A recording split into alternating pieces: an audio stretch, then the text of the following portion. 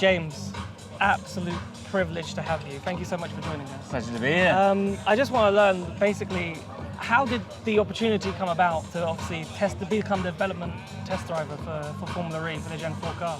So having driven the Gen 1 car, been part of World Championship winning season 4, then developing a Gen 2 car, developing a Gen 3 car whilst I was still at Stellantis. I got the opportunity because I stopped being the team principal. Yeah. Started working a bit with FEO and with Formula E themselves. And then there was a discussion around driver, right? And I had the most experience of a driver that would be available to do it. And I jumped at the chance, honestly. It's when I started reading through the project and how it was going to look, it was right up my street. All right, how big is this car for like Formula E itself, just generically? Like, it's a huge statement, I think, from the championship. And obviously, once we get racing, like, is this I know like Formula E is kind of on the map, but do you think this really rubber stamps that Formula E is on the map? It's an absolute game changer for Formula E. It's such a big step in terms of technology, in terms of development, in terms of what we've opened up together with the FIA for the teams to be able to get their teeth into, with all the opportunity with the front active differential, the rear active differential, all the different systems. Traction control completely open now in Gen 4, the anti-lock braking system completely open. They can develop their own hydraulic systems inside the car. There's such an opportunity for the OEMs to create their masterpiece, should we say. It's going to revolutionize our sport. And in terms of how early did you start testing this car? So give me a time frame from when you started to here we are today. So when did you start? So 12 months ago, a bit more than 12 months ago, I had the first rollout in the car that you saw today. First rollout from that one, and during the last 12 months we've been testing a lot of all of the single supplier components, because what we have in the Gen 4 cars, we have common parts that are all handed over to the OEM. So OEM creates their rear powertrain, their inverters and their hydraulic system. And all the rest of it is developed by the FIA and Formula E. So making sure that we tested that in the correct way, we gave a really robust project over to all of the OEMs, which enables them to have a great basis to build this car off.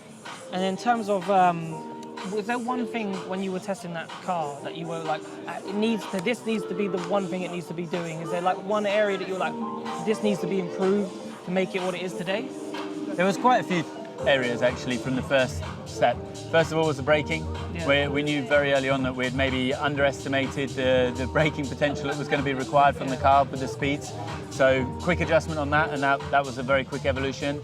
Also power steering side, making sure that was capable. We tried all sorts of different power steering racks, hydraulic ones, electronic ones, to make sure that we had the right window, because there's a huge amount of stress on that component, and it was super important we got it right for the drivers to have a good feeling in the car. And then it was just making sure that all the items were really robust in terms of safety, reliability, that they can do a full season without any issue whatsoever. So it was just ticking every single box and meticulously going through every single item in the car. Yeah, energy management has been like a massive thing in Formula, especially the Gen 3 era. How is energy management looking like so far in Gen 4? Do you think it will be quite similar to what we've had, or do you think it will be a different game as well in terms of energy management? It will be an evolution. It's still the key of Formula E, right? It's part of our heritage. It's something that we really cherish, and I think makes our racing really exciting. And that's something that's going to stay in the core value of the races, the E-Prix that say that we're going to have great racing. It's all about efficiency from the start of the race to the end of the race. It's not about one lap. So how you distribute that energy, how you cycle through to the front, how you use your attack mode, all of these things is going to play a key role, as always, in Formula E. Yeah, do you think we saw a lot of peloton type races, or pack races as they're now called. Do you think that may continue into the Gen 4 era, or do you think we'll see more like traditional F2, F1 type race going on with the Gen 4 car? I think we could see a variety. I think that with the circuits that we're looking at going to, it'll give different opportunities to different teams, different driving styles. I think you'll find some drivers get on top of the car quite quickly, and some will have to build up to it. I think it'll be really exciting to see the young drivers coming into this car. It's sort of, I think it's going to be a step up even from Formula 2.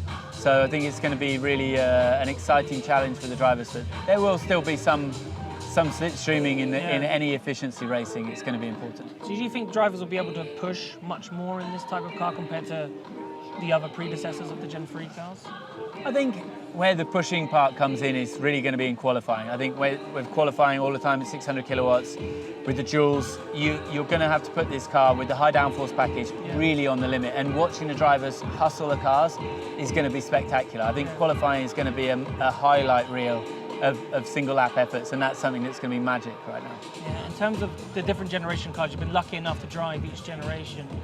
How different is the Gen 4 car compared to the Gen 3, the Gen 2, the Gen 1?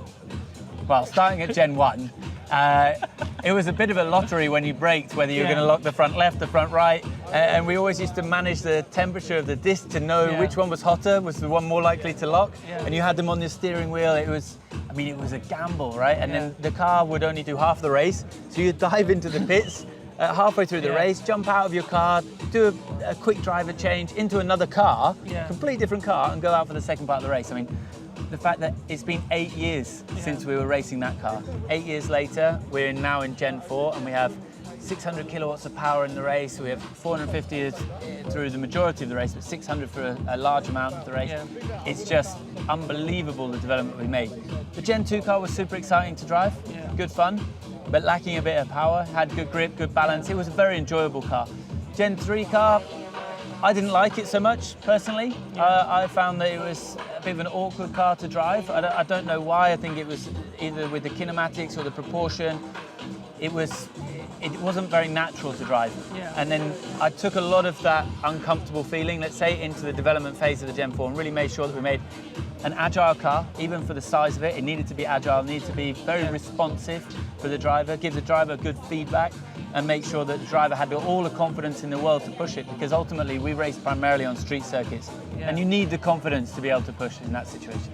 Yeah, for sure. What was the driving style? That's what I want to talk about, because we talk about the Gen 3 Evo car and people say like Roland, Cassidy, they've got the right kind of driving style to it. Do you have to completely change your driving style for the Gen 4 car? Do you think the drivers will have a bit of a challenge getting on top of the Gen 4 car? You will definitely have to change. There's so much more potential in different areas. There's so much more tools available to the drivers and to the teams. It's going to be quite a big step. And don't get me wrong, the guys that are really fast with the efficiency, are good with energy, Roland, Cassidy, as you mentioned, these two are two of them that have really become specialists in that. They will still hold some knowledge and some advantage, but how that translates into their driving style will need a bit of time.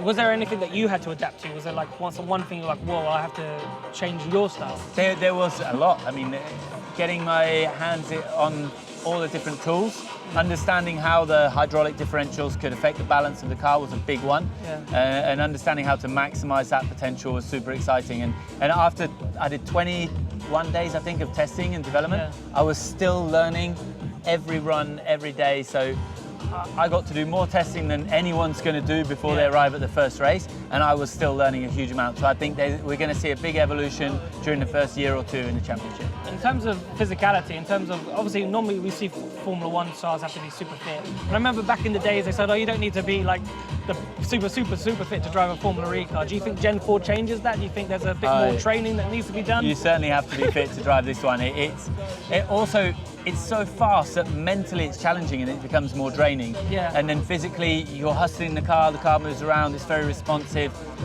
So yeah, I mean, to give you an idea, I know Antonio Felix Costa, when he did the first OEM test, I was there and he got out of the car and he came to me and he was like, mate, I haven't been able to breathe properly for the last 4 laps. It's so fast.